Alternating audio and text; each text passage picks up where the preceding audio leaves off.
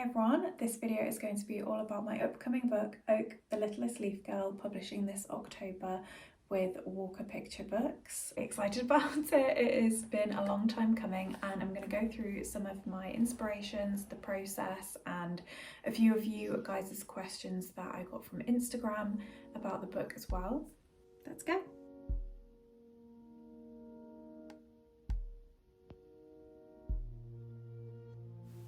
I began writing the book a couple of years ago, actually at the same time as when I was writing Lily the Pond Mermaid.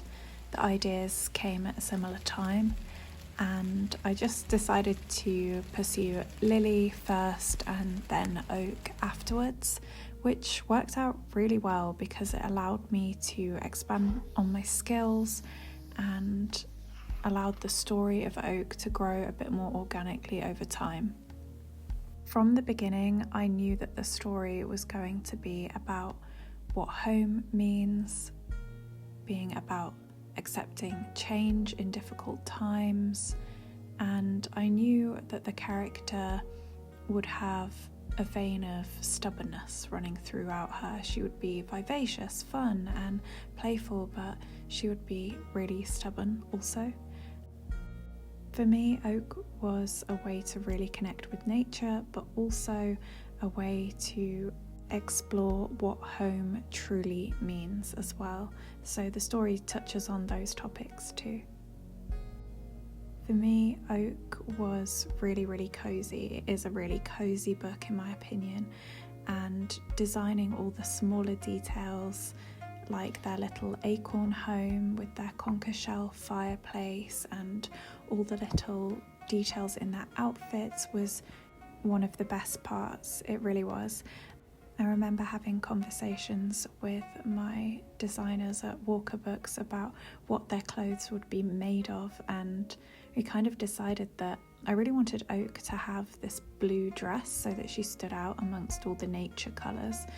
And we kind of decided that her dress would have been made from butterfly wings, which was a really fun concept as well, was thinking about what materials the family were using to create their treetop life. Okay, so the first question was, how long did the book take to write and illustrate? Well, it's kind of a complicated process because to begin with, I submitted some samples and some ideas and the manuscript to my publisher, and we developed it from there. So to begin with, from pitching the idea to it finally being here is like a couple of years, if not slightly longer. But the actual sitting down and writing and the actual sitting down and illustrating maybe takes up 9 of those months. And actually I finished illustrating the artwork for this last, I want to say August or September time, maybe October. We'd finished all the edits and little tweaks that you've got to do to make sure everything's good to go to print.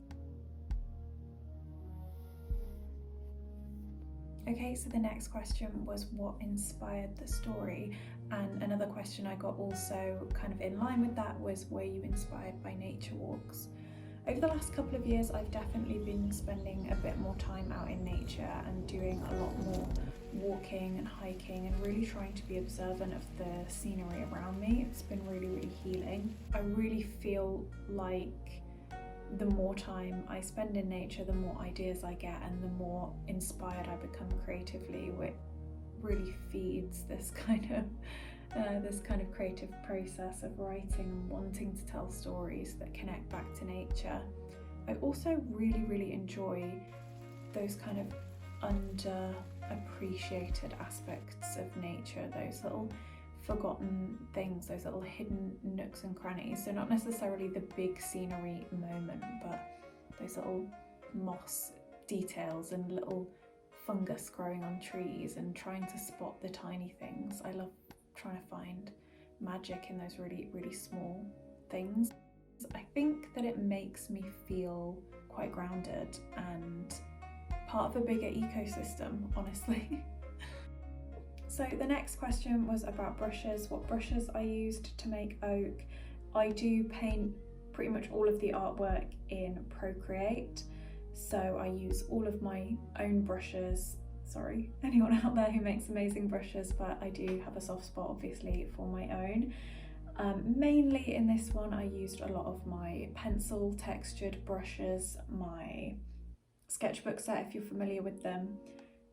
Also like the chalky textures. I used a lot of pencil scribbly textures in this book. I really like those anyway. They're, you know, a little bit of me anyway, but I did also use some craft box brushes and some paint box brushes in there, but yeah, mainly those pencil brushes from my sketchbook set, particularly on the cover. The cover was pretty much fully done with sketchbook because when I did the initial sample artwork for this book and pitched the design of the book, that was the only brush set that I had made at that point, so it kind of decided the trajectory of the art design for the rest of the book, which is really cool.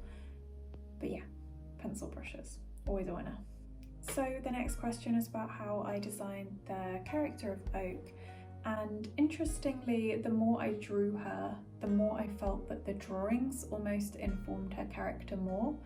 I don't know whether that makes a whole lot of sense, but so I love learning about my characters very visually just by drawing them, and when I was drawing Oak I was just noticing how expressive and more energetic she felt than some of my previous characters that I've drawn before. I definitely felt that she had a more vivacious or effervescent spirit, so I really wanted to kind of continue to explore that through her design with really bouncy hair and just the way that she moves. She's quite often not static on the ground until she's in her positions of turmoil.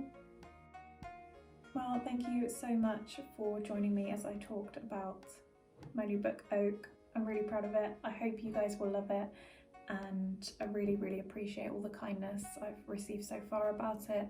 It means the world to be able to make these books, let alone for people to actually go out and enjoy them. That means everything. So thank you, and I hope that I will see you very soon.